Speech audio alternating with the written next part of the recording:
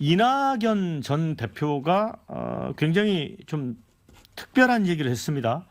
전우들 시체 위에서 응원가를 부르지 않겠다. 측근들에게 했다는 얘기라고 해요. 그런데 아시겠지만 이제 이낙연 전 대표는 뭐 총리 때도 그랬고 엄중낙연이라고 그래서 목소리 깔고 뭐 엄중하게 지켜보겠습니다. 이런 분인데 내용이 굉장히 구체적이거든요. 근데 이게 이제 비명계에 대한 공천학살을 경고한 거다 이런 얘기도 있지만 어떤 분들은 이게 말이 잘못 전달된 거 아니냐 이렇게 주장하는 사람도 있는데 어떻게 보세요? 박성민 최고는. 글쎄 뭐 진위는 제가 정확하게 알지는 못합니다. 네. 하지만 뭐 만약에 그런 발언이 있었다고 한다면 충분히 뭐 특정 계파라는 이유로 공천에서 부당하게 배제당할 경우 가만히 있지 않겠다.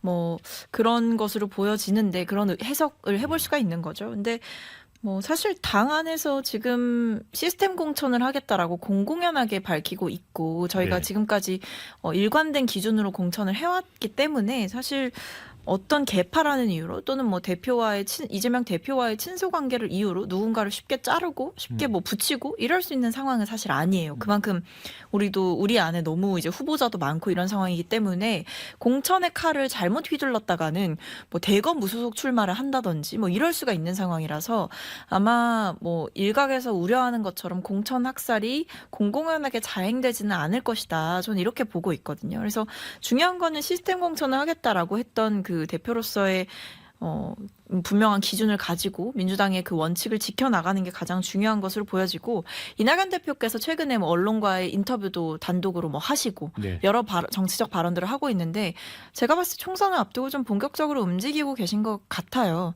그러니까 공개 활동을 시작한 지는 꽤 됐습니다. 뭐 강연을 다닌다든지 모임을 한다든지 그런 건 됐지만 당의 현안에 대해서 좀 더 목소리를 높이고 있는 이 상황은 절대 총선과 무관하지 않은 것이고 앞으로 이낙연 전 대표가 이제 본인이 갖고 있는 정치적인 이 입지를 통해서 당에 여러 가지 쓴소리를 하겠다 이런 의지는 사실 분명해 보입니다.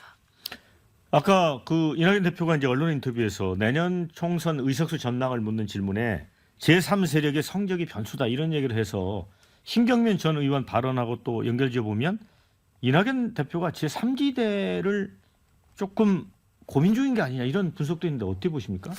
그러기에는 쉽지 않을 것 같은데요. 그러니까 이낙연 전 대표가 대한민국에 들어온 지 시간이 좀 오래 흘렀습니다. 그러니까 뭔가 귀국하고 나면 대한민국 정치에서 큰 역할을 하지 않겠냐라고 사람들이 보는 분들도 있었습니다만은 야당 내에서 특별한 존재감을 찾지 못했다라는 게 이낙연 전 대표에 대한 애석하지만 평가겠죠. 격세지감을 느낄 수밖에 없는데 2020년에 이낙연 전 대표는 그 민주당의 전체 선거를 진두지휘에서 끌고 가는 가장 중요한 플레이어였거든요.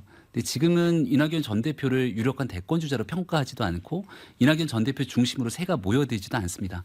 그래서 저희가 오늘 뉴스에서 다루고는 있습니다만 애석하지만 내년도 총선에서 이낙연 전 대표의 중량감이나 그 무게감들은 상당히 더 떨어질 수밖에 없다라고 객관적으로 좀 평가를 하고 싶습니다. 네.